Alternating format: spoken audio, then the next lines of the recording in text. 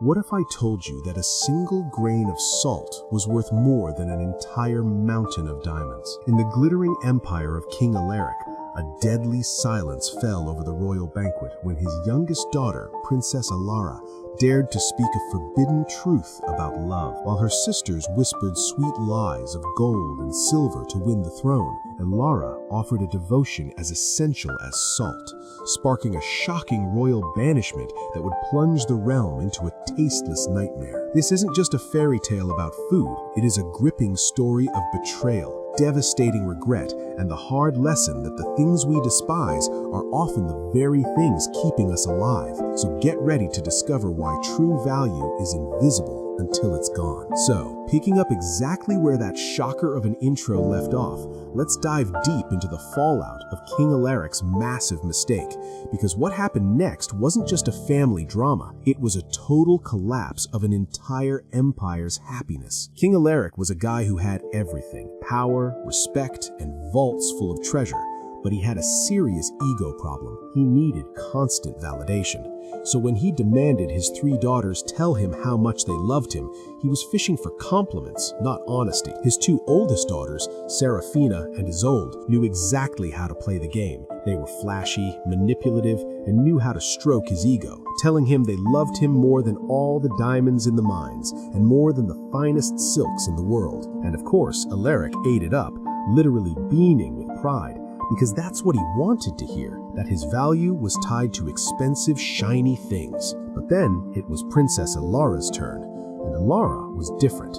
She was the kind of person who kept it real. She didn't care about the hype or the superficial stuff. She cared about what was real and essential. So when she looked her father in the eye and said, "Dad, I love you like fresh meat loves salt," she wasn't trying to be rude. She was trying to say that her love was the flavor that made his life actually worth living, that without it, everything else was just bland and meaningless. But Alaric, he completely lost it. His insecurity took over, and he saw it as a massive insult, screaming that if she loved him so little, she could leave his kingdom forever. He didn't just kick her out, he wanted to prove a point. So, in a fit of toxic rage, he declared that salt was now illegal in the kingdom, banning every grain of it to show everyone just how useless it really was. Now, imagine waking up the next day in a world with absolutely no flavor. That is exactly what happened to the people of this land. At first, it didn't seem like a big deal. People thought, okay, we have sugar, we have spices, we'll be fine. But they were wrong. So wrong. The first few royal dinners were a disaster.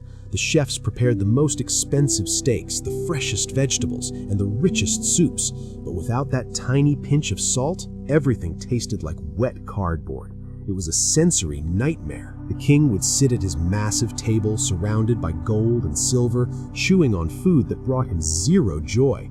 And slowly, the mood of the entire kingdom shifted, because good food is about community and happiness, and when that was gone, a gray cloud of depression settled over everyone. People stopped throwing parties, families stopped gathering for Sunday dinners because there was nothing to look forward to, and people actually started getting sick, because biologically, we need salt to survive, so the whole population was suffering from fatigue and muscle cramps, literally weak from the king's stubborn pride. Meanwhile, Princess Alara was out in the wilderness, and she wasn't sulking, she was surviving.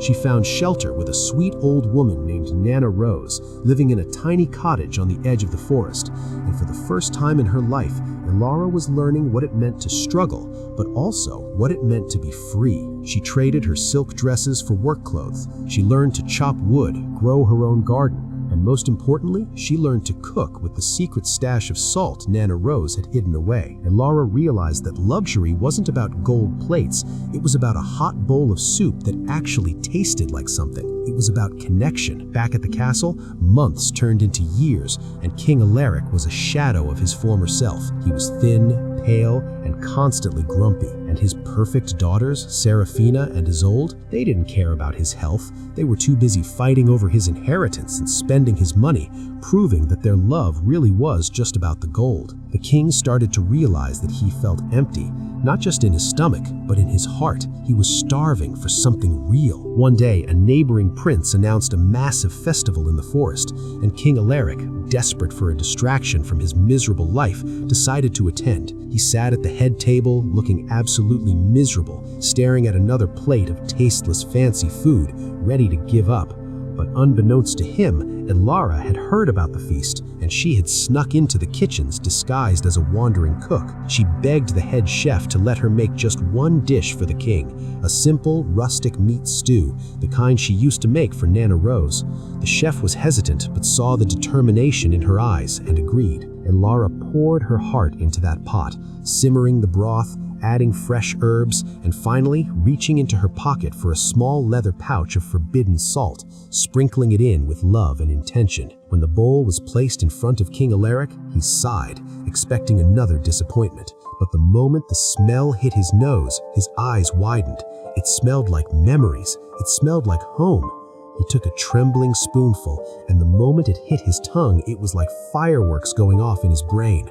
The flavor was rich, deep, and satisfying, waking up senses he thought were dead. Tears literally streamed down his face right there in front of everyone. Because it wasn't just soup, it was the taste of life returning. He demanded to see the cook, shouting, "Who made this masterpiece?" And when Elara walked out, wiping flour from her face and pulling back her hood, the entire room went silent. She didn't look like a princess anymore. She looked strong, capable, and real. Alaric looked at his daughter, then looked at the two fake sisters who were rolling their eyes in the corner, and the realization hit him like a ton of bricks.